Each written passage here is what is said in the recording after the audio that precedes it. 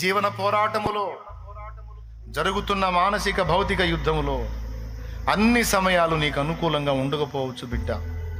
అన్ని సమయాలలో ఆత్మ నియమము గెలవలేకపోవచ్చు. నువ్వు ఎక్కడో చోట కొన్నిసార్లు ప్రార్థనకు దూరమై, వాక్యానికి దూరమై, శరీర క్రియలకు దగ్గరై నీలో పాప నియమము గెలుస్తుండొచ్చు కొన్నిసార్లు.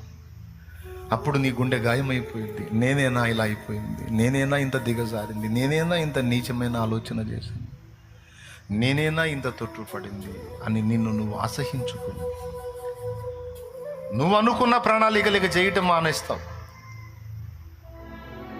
నువ్వు అనుకున్న ఆలోచనలు చేయటం మానేస్తావు. నువ్వు సాధించాలనుకున్న కార్యాల విషయంలో నీరసపడిపోతావు, నిరుత్సాహపడిపోతావు. నాకు యోగ్యత లేదని చాలా నీరసించిపోతావు. కొంతమంది అయితే ప్రాణం తీసుకునే వాళ్ళు కూడా ఉన్నారు. ఈ పాయింట్లో కూడా చచ్చిపోయే వాళ్ళు ఉన్నారు.